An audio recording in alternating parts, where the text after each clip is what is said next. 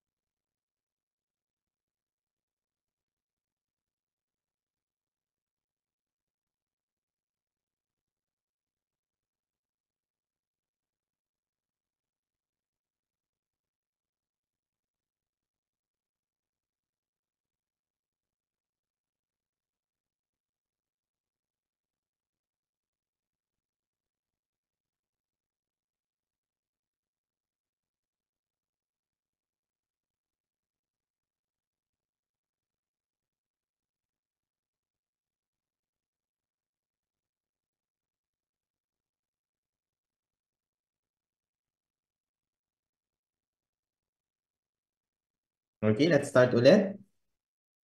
Okay, so this is your categories or major etiologies for your bronchiectasis, no?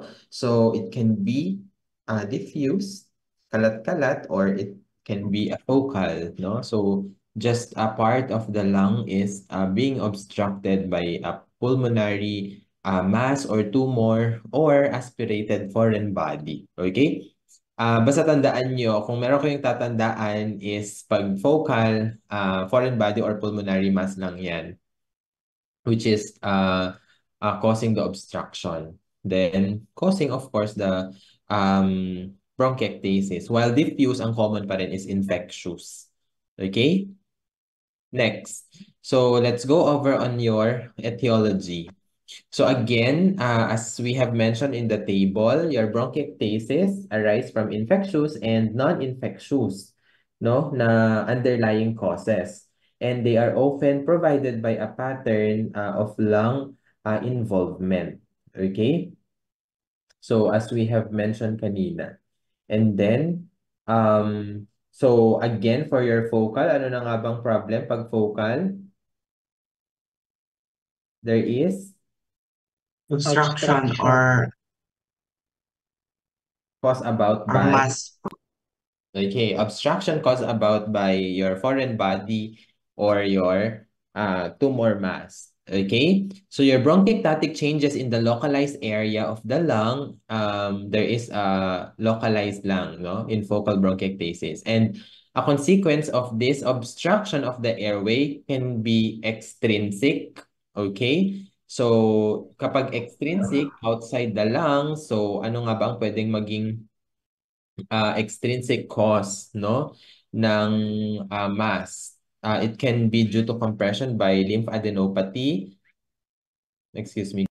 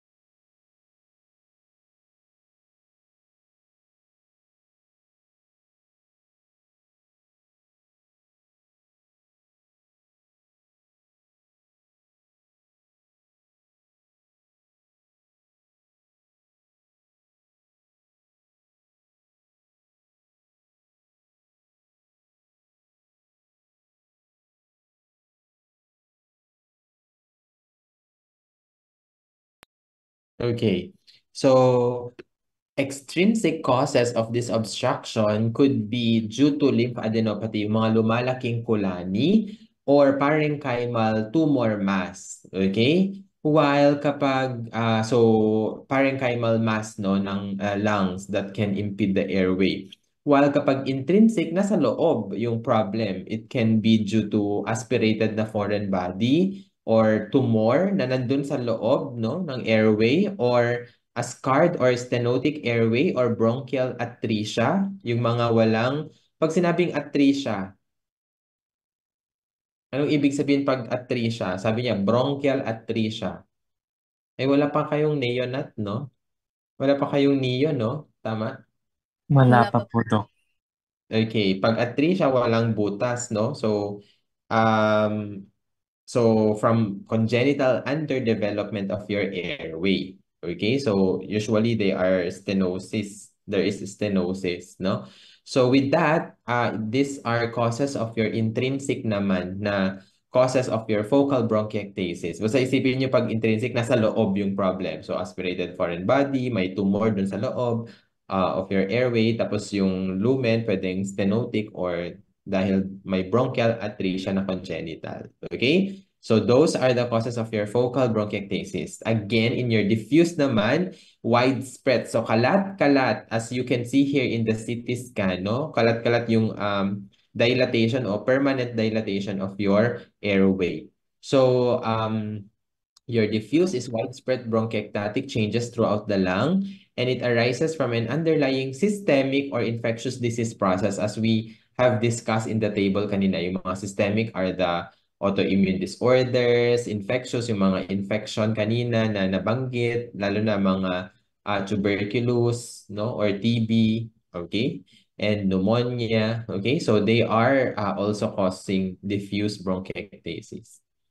For the epidemiology, in general, the incidence of bronchiectasis increases with age, and they are more common among women than among men. Okay? So, increasing in age, and women are more commonly affected by bronchiectasis than men. Okay? So, that's for the epidemiology. What's the pathogenesis behind your bronchiectasis? One na principle is your vicious cycle hypothesis, which is the widely cited mechanism of infectious bronchiectasis. Since ang most common pa rin naman is, lalo na sa diffuse causes ng bronchiectasis is an infectious type, no? Na pattern ng bronchiectasis, this is the mostly used na vicious cycle hypothesis, no? So susceptibility to infection and poor mucociliary clearance result in microbial colonization of the bronchial tree. So ano nga bang nangyayari kapag merong infection? This is the vicious cycle. There is initial infection caused by the pathogen or your etiologic agent. And then this initial infection could lead to inflammation. 'Di ba? Sabi natin lagi pag may infection, uh, the the um, the inflammatory markers or inflammatory cells would now lead the inflammation of this infectious process, no? So in this inflammation, there will be cytokines, your neutrophilic enzymes, and bacterial products, which will lead to the inflammation of your airway. In that way, kapag nasira na niya yung airway or your epithelial lining mo, ganyan, there could be impaired mucociliary clearance, no? So your cilia could be impaired also, so thereby hindi matanggal yung infectious products or yung foreign body na nalanghap, no? So pumasok sa baga or airway. In that way, alam nyo naman na ang magiging reaction ng katawan is to remove that one, no? By producing, anong ipoproduce niya para ma-expel out mo yon? Ano na nga ang ipoproduce nyo in the mechanism, respiratory mechanism?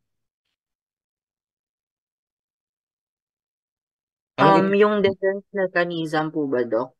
Anong ipoproduce natin para to cough out yung bacterial products and lahat ng foreign body na napasok?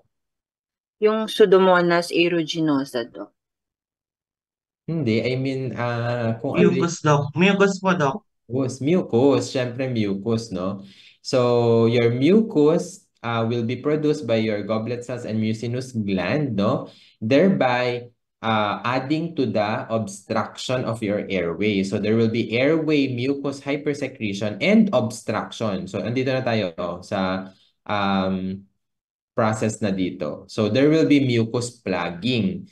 Okay? And then next is that, so there is obstruction. So the rule is any obstruction kahit saang parte ng katawan mo, magpo-proliferate yung bacteria. Okay? Which is from the source of infection, then magpo-proliferate pa siya further kapag may obstruction. Hindi lang yan sa airway or baga, no?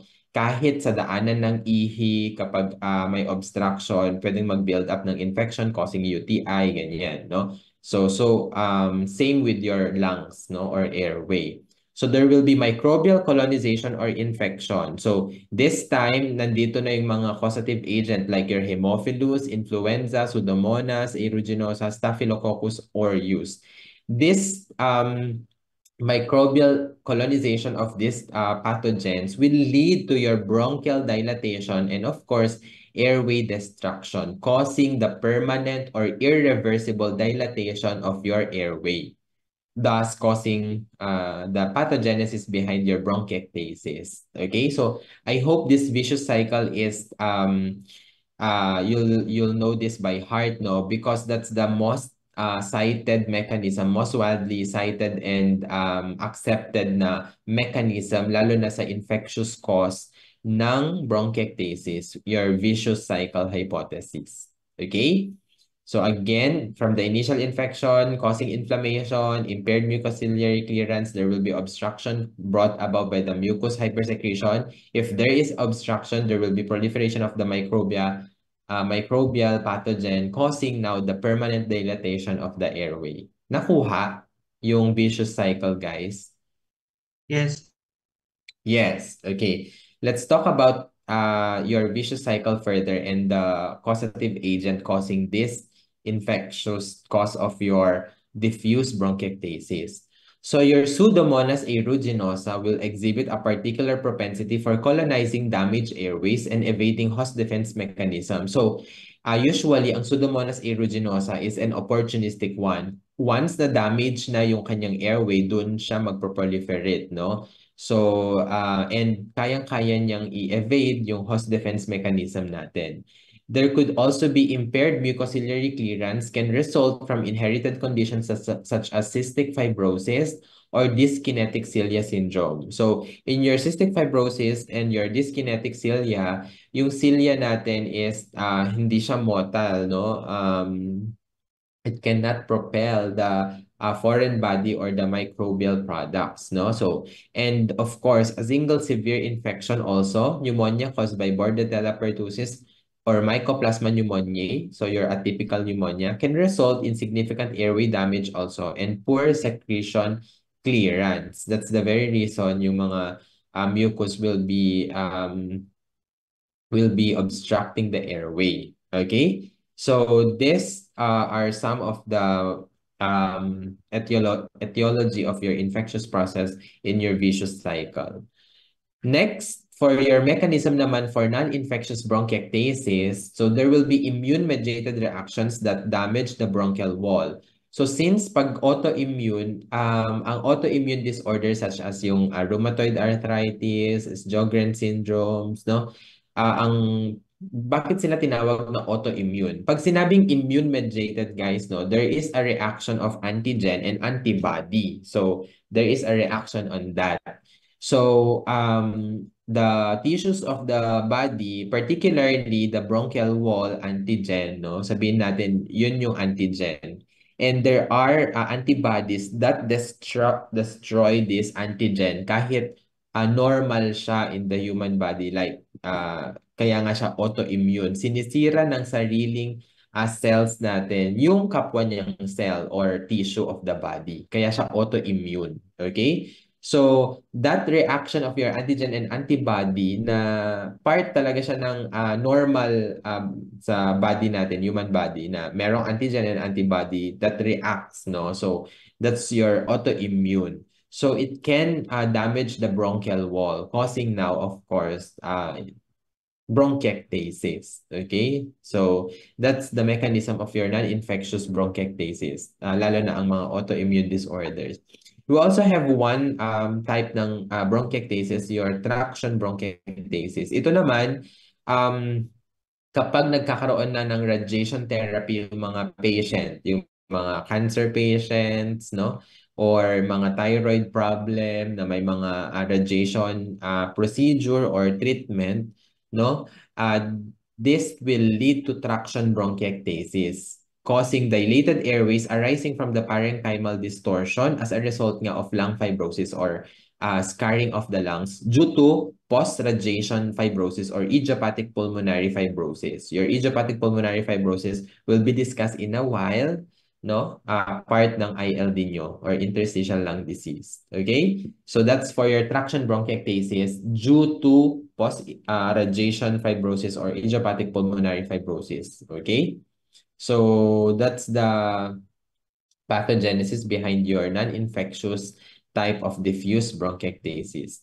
So to sum up the your pathogenesis and to answer yung question ko kaninang una na bakit nga ba may dilatation nga si patient pero parang may obstructive symptoms pa rin yung patient. Okay? So this is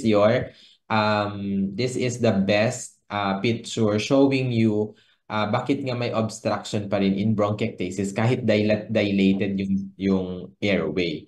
So as you can see here in the healthy airway, the flow of your oxygen or carbon dioxide is just a one way, no? So dire-diretso lang yung hangin na yan. While in your bronchiectasis, since there will be mucus hypersecretion, tapos dilated pa yung iyong airway, ang mangyayari is that yung hangin magta-travel siya, like ang dami niyang dadaanan, no? So hindi siya one way, no? So talagang may magiging obstruction siya. So the turbulence of air, hindi siya in one line, pero pwede siyang mag-zigzag or basta para siyang maze, no? Bago siya makalabas, okay, sa atmosphere. That's the very reason obstruction pa rin, under obstructive lung disease pa rin ang bronchiectasis because of this reason. Maraming mucus production that can obstruct the airway and then yung hangin, yung labas ng hangin, mas mahihirapan. Okay? Kahit dilated yung airway na yun, brought about by the inflammation in your airway. Nakuha yung reason bakit dilated nga siya, pero mahirap pa rin lumabas yung hangin. Hello? Yes, Doc. Yes, I hope that's clear, okay? Okay, so to answer the first question I've given you kanina. Let's go to the clinical manifestation. Going back to the vicious cycle na pathogenesis ng bronchiectasis, ano siguro ang symptoms ni patient? Anong pinaka common na symptoms ni patient? Cough po, Doc. Cough. Productive or non-productive? Productive. Productive ka. Productive. May obstruction. Ano kayang magiging amoy nung splema niya? Foul smelling, Doc. Foul smelling. Okay? Para siyang nabubulok, right? So, the clinical manifestation of a patient will be persistent productive cough with ongoing productive thick tenacious sputum with or without fever na foul smelling. That's the term, no? Foul smelling. Sasabihin ng patient mo, Dok, ang dami kong linalabas na plema and may amoy siya na mabaho.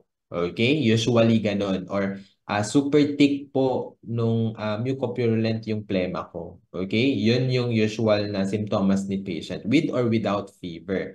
During your physical examination, you can hear crackles and wheezing on auscultation. Why wheezing? Because there's obstruction brought about by your mucus overproduction. And some have clapping of your digits of your fingers.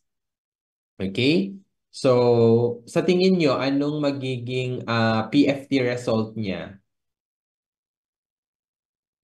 Doc, pwede po siyang magkaroon ng mild to moderate po na airflow obstruction po.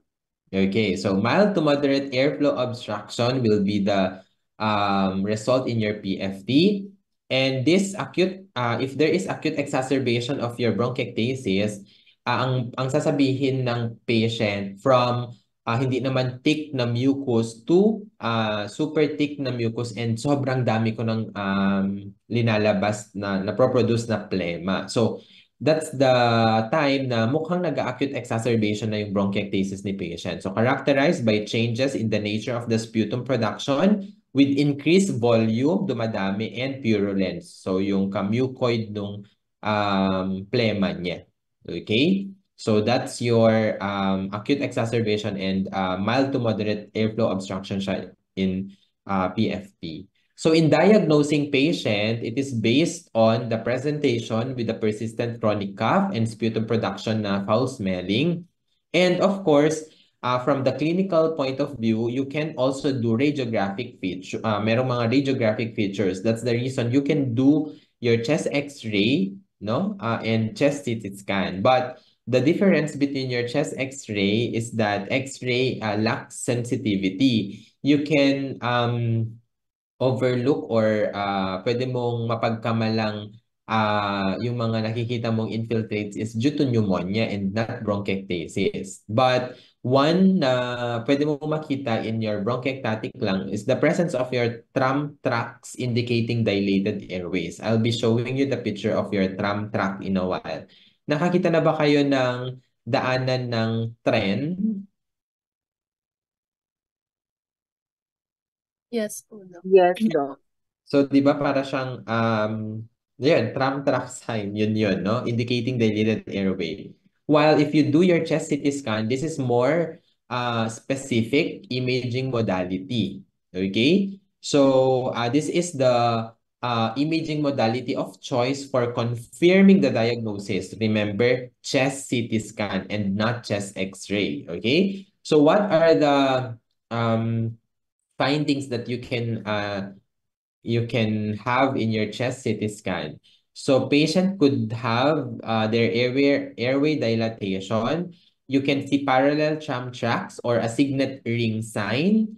Okay, a cross-sectional area of the airway with diameter at least 1.5 times that of the adjacent vessel. Kaya nagmumukha siyang ring. No? So that's your signet ring sign. Another is your lack of bronchial tapering. So why, 'di ba ang bronchioles nyo and bronchi from the very proximal to distal, 'di ba? Dapat papaliit yung diameter niya, tama ba? From larger down to paliliit, tapering. Yes. But in your bronchiectasis, wala siyang tapering. So dilated lang talaga siya. Okay? So, tubular structures within 1 cm from the pleural surface, that's your lacking of bronchial tapering. So this is an example of your normal bronchus with tapering from a larger lumen, no, of the bronchial wall down to tapering. Tignan nyo itong lack of bronchial tapering. Halos pantay lang yung diameter nung lumen nitong bronchial na to. Okay? So, that would only mean na dilated talaga siya. Wala siyang tapering. And that's one na makikita mong finding sa chest CT scan. Okay? Another as findings is your bronchial bakit wala yung signet ring? Wait lang. Wala pa dyan. Okay. So another is bronchial wall thickening in dilated airways, of course, no? You can see dilated airways, no? Bronchial wall.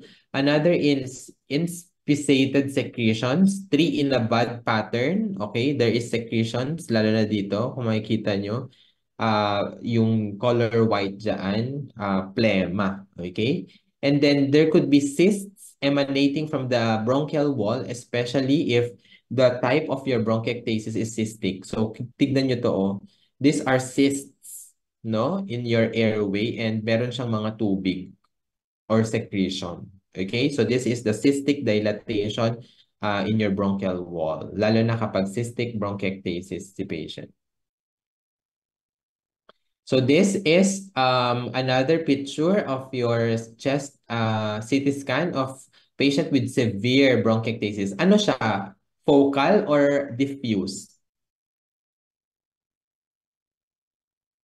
Hello? Diffuse po, Doc. Diffuse kasi kalat-kalat, oh, 'di ba? Tama? Yes Okay. po. So what can you see here is that in your CT scan, it demonstrates many severely dilated airways. These are dilated, they're dilated airway, dilated. Okay. So these are dilated airways, and this one also dilated to mga to. And this one, as you can see here, no, para siyang hagdan na parang may mga linya-linya. So yeah, that's your tram track sign. Okay? Hindi nyo makita masyado yung gitna ay yung line sa gitna, pero that's your tram track sign. Okay? Na nakikita sa bronchiectasis. Hmm, bakit wala akong picture ng signet ring appearance? Wait nga. Hanap ako ng signet ring. Meron yan eh.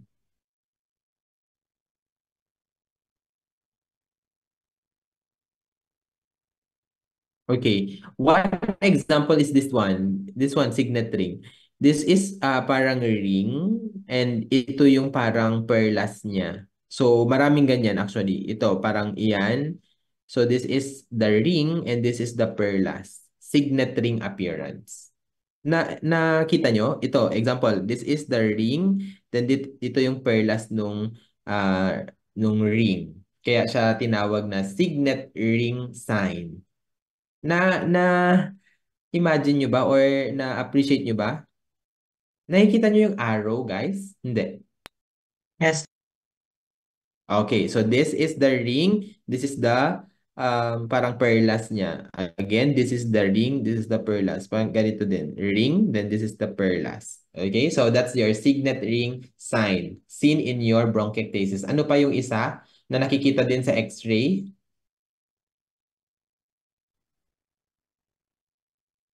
To. Tram tracks, Doc. Tram track. Tram track sign. Okay? Para siyang riles. Okay? So, example is ito. Para siyang riles. Okay? So, that's your signs in your bronchiectasis CT scan. Okay? So, kung tatanungin ko kayo, anong treatment natin for uh for for bronchiectasis? Antibiotic, Doc. Yes. Lalo na kapag infectious yung nag-cause ng bronchiectasis, tama? So, in infectious bronchiectasis, the treatment is, of course, control of active infection. Yes, because there is an infectious cause. Improvement in secretion of your clearance. Di ba maraming plema daw yung pasyente? So, you need secretion clearance. Another is bronchial hygiene to decrease the microbial load within the airways and minimize the risk of repeated infections. Okay? So what are the antibiotics used in your infectious bronchiectasis? So antibiotics targeting the causative or presumptive pathogen. Example, Haemophilus influenzae, Pseudomonas aeruginosa, which is an common isolates, no? It can be administered lalo na kapag in acute exacerbation yung patient tapos mukhang infectious yung cause ng kanyang diffuse bronchiectasis. So a minimum of 7 to 10 days na antibiotic and as long as 14 days, pwedeng mag-extend hanggang 14 days. For Mycobacterium avium complex, which is the most common non-tuberculous mycobacterial pathogen, the recommended regimen is a macrolide combined with rifampin and ethambutol. So, na-encounter nyo itong rifampin and ethambutol, which is TB medications, right? Your macrolide, na-encounter nyo din yan sa COPD. Example ng macrolide nyo is your azithromycin, clarithromycin, and clarithromycin and erythromycin. Okay, so your MAC is another cost also na non-tuberculous mycobacterial pathogen, your Mycobacterium avium complex. Yan yung MAC, no? So, same with TB, rifampin and ethambutol is part of the regimen plus macrolide, azithromycin usually. Okay? Another, ano pang treatment ng patient? Sabi niya, marami siyang plema. Okay? Anong ibibigay natin? Mucolytic. Mucolytic is one. Ano pa? Anong ginagawa natin kapag gusto nating pababain yung plema tapos ma-cough out? Aerosolization, Doc. Okay, pwede kang magbigay ng bronchodilator pa para kapag bumuka pa lalo, mag-give way dun sa mucus and matatanggal mo for clearance. Ano pa? Chest physiotherapy po. Okay, chest physiotherapy and of course hydration. Okay? So to enhance secretions of clearance for your bronchial hygiene as part of the treatment and management for patients with bronchiectasis, hydration is very important. Okay? And then mucolytic administration. Example nga ng mucolytic natin na gamot. Pantunaw ng plema. Solmux po ba, Doc? Okay, Acetylcysteine, Doc. and acetylcysteine, okay? Solmux, carbocysteine siya, right? Carbocysteine ang Ambroxol po, Doc. Ambroxol is another mucolytic pambata, no? And then carbocysteine nga, pwede rin pang adult and bata and acetylcysteine, more on the adult pero meron din tayong pangbata. Ang mga common na brand na popular for your N-acetylcysteine is Fluimucil, X-Flem. So those are your mucolytic. Okay? And then aerosolization of bronchodilators and hyperosmolar agents. You can also use your hypertonic saline. And of course, to aid in the drainage or clearance of your secretion, chest physiotherapy. Guys, magturo kayo soon kapag meron kayong mga ninenebulize na patient on how to do your chest physiotherapy para magawa ng relative ng patient. Okay? You educate the relatives or bantay ng patient in your chest physiotherapy. Lalo na kapag right after nebulization, makakatulong yon. This chest physiotherapy, you can use your postural drainage, traditional mechanical chest percussion via hand clapping to the chest, or we also have devices that can help in the chest physiotherapy, your oscillatory positive expiratory pressure flutter valve or a high frequency chest wall oscillation vest, no? May pinapasuot na vest tapos para siyang nagva-vibrate parang physiotherapy nga siya. Okay? So, pero actually hindi pa ako nakakahawak ng ganun eh.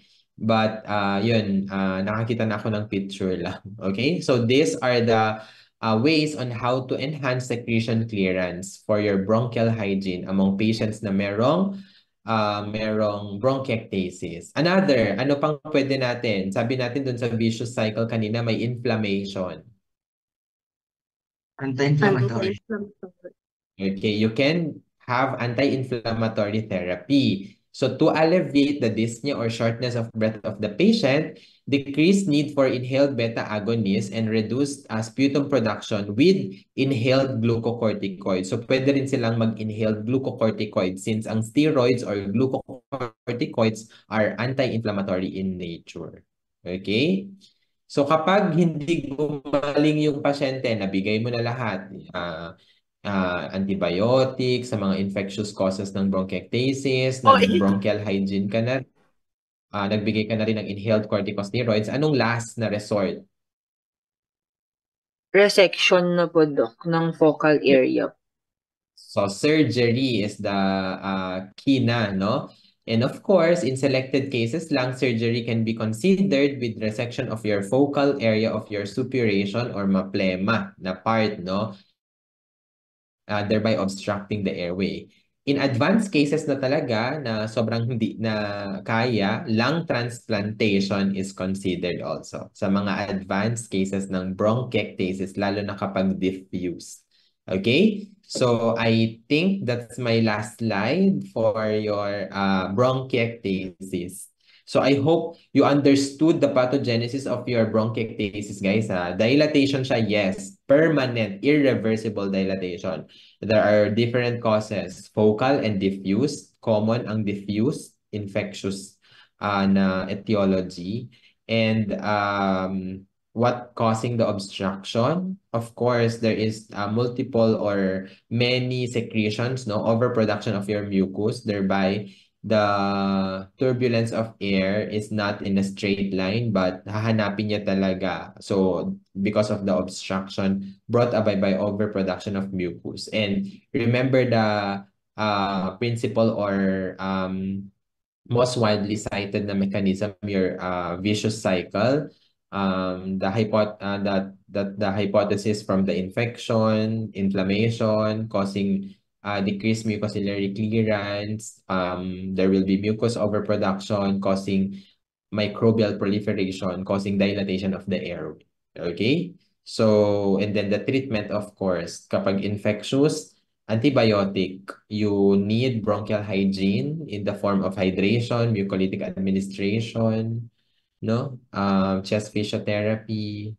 Okay? So, and in patients na may refractory surgery and lung transplant will be the choice of treatment. Okay? So I hope clear ang bronchiectasis. Any question for bronchiectasis?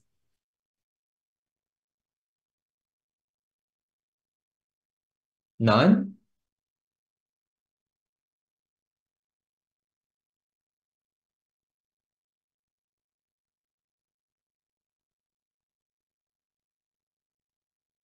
Okay, if none, so I think that's my last slide for bronchiectasis.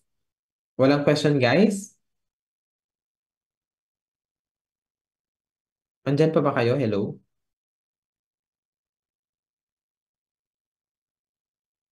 Meron pa po, Dok. Okay. Sige. Okay. Uh-huh.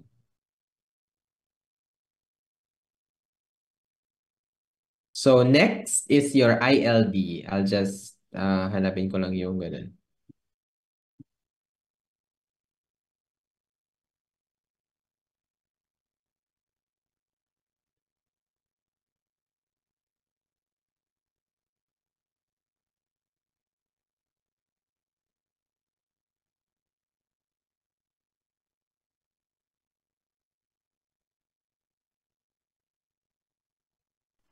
Okay, in your ILD, what's the problem? Nasaan yung problem? Is it the parenchyma? Saang part ang problem pag ILD, interstitial lung disease?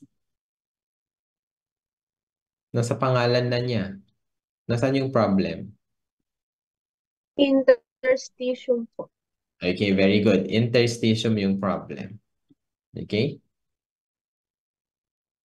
Okay, but before we start, can we have a bladder break lang? Nahihina ako. Sorry. Okay, 5-minute break. Kung sino yung mga naiihi na gaya ko. Dapat hindi nagpipigil ng ihi, guys, ha? Pwedeng mag-infect UTI.